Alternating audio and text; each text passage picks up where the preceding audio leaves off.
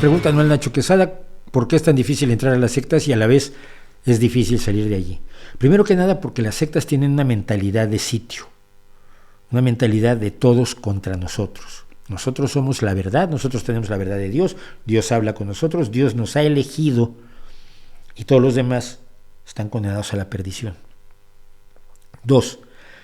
El proceso de inducción en una secta destructiva, y esto es parte de lo que estudió ampliamente Pepe Rodríguez, implica que en esa mentalidad de sitio tienes que aislarte de tus relaciones previas. Es decir, para ser miembro de pleno derecho de este grupo de personas que son los que se van a salvar, los elegidos por Dios, tienes que alejarte, tienes que acercarte a ellos y alejarte de tu círculo de amigos, de tu familia. Luego tienes que darles tus bienes. Puede ser poco a poco, como en la cienciología, que vas pagando en sucesivos abonos hasta que tienes que vender a una hija doncella para poder pagar lo que te va sacando la secta, o los que te piden que les entregues la totalidad de tus bienes para que seas parte de esta arca de Noé de la salvación como se presentan. Y todo en lo que se basa la secta es en la labia, en la facilidad de palabra, en la personalidad de los líderes sectarios.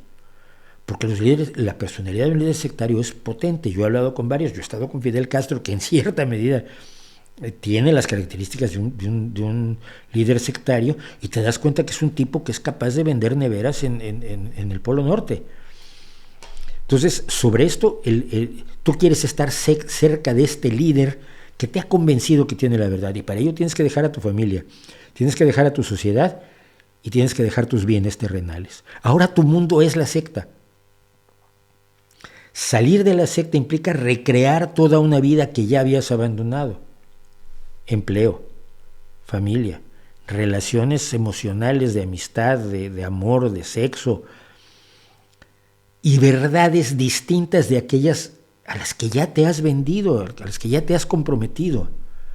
Entonces es muy difícil salir de una secta, y en muchas ocasiones hay una coerción directa. Si los grupos armados de los que yo hablaba en otros espacios sectarios son de lo más comunes.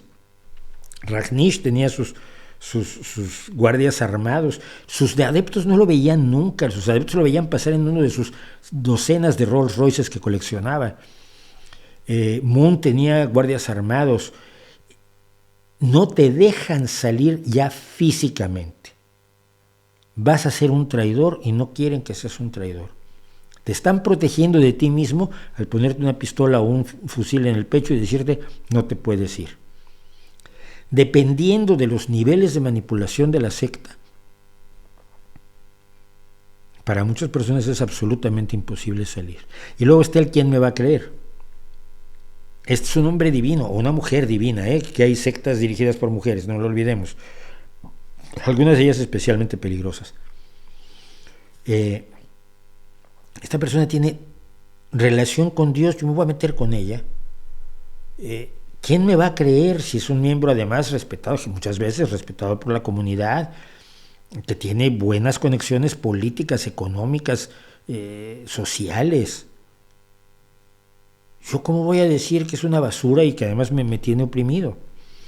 Se vuelve una cárcel mental, espiritual y en ocasiones física. Entonces, estas son las características de una secta destructiva que hacen que, por ejemplo, sea necesario desprogramar a muchas personas cuando las sacas de allí, porque han sido efectivamente programados. No es que existe el lavado de cerebro, es que existe la sucesión de convicciones que puede hacer que un ciudadano común y corriente, buena persona, al corriente en el pago de sus impuestos y que acaricia perritos por la calle, acepte que a unos cuantos kilómetros de su casa estén asesinando y quemando a gentes por cientos de miles y finja no saberlo.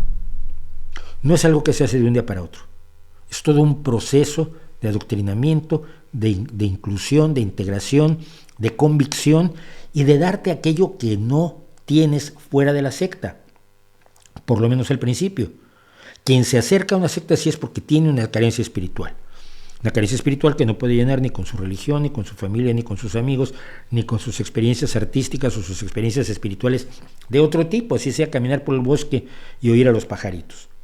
Le falta algo.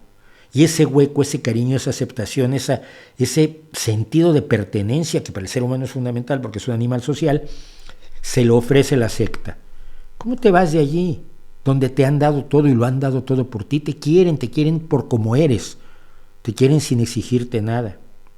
Es que es un negocio muy potente el que te están ofreciendo las sectas destructivas. Te recomiendo muchísimo, muchísimo el trabajo de Pepe Rodríguez sobre las características de las sectas destructivas, que más o menos he glosado en parte aquí, porque es lo que nos dice cuál es el problema de las personas que son víctimas de las sectas destructivas. ¿Por qué los gobiernos permiten esas sectas? Porque no pueden impedirlas. No hay un ordenamiento legal claro en ningún lugar para controlar esas sectas, y es un acertijo importante. Lo que hacen esas personas es manipular a otros, y esos otros que son manipulados están encantados de ser manipulados. Están íntimamente convencidos de que están en lo correcto. Y tú no puedes decirle a un adulto así, nada más, pues no, usted no puede creer en esto. Sí puede creer en cualquier tontería. Es un asunto desde el punto de vista legislativo espinosísimo. Hasta que hay muertos o hasta que hay violaciones, infracciones claras a la ley, como las que ha habido en el caso de muchísimas sectas, porque las sectas que caen son las que infringen la ley, ya sea directamente a través de asesinatos, matando a sus propios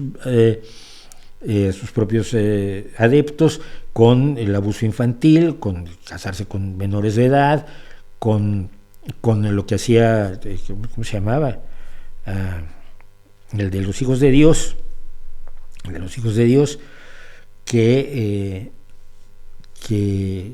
les convencía a las chicas de que que se dedicaran a la prostitución para que sostener a la secta y además atraer gente a la secta, ¿no? Y les llamaba el pescar coqueteando, el flirty fishing y este tipo de cosas que en México estuvieron activas en alguna ocasión, y estaban los chicos de los hijos de Dios por ahí, de Dave Berg, que era si mal no recuerdo, el líder. Cuando hay una violación tan clara de las leyes, cuando estás convenciendo a menores de edad de que sean prostitutas, puede intervenir la ley, y si se entera, porque esa es la otra, quien denuncia, si las propias víctimas no denuncian. Entonces ha sido siempre un problema grave la legislación de las creencias y de este tipo de sectas. No es fácil. Es fácil pensar que debería hacerse algo, pero cuando te pones a pensar en qué hacer, es complicado, es enormemente complicado.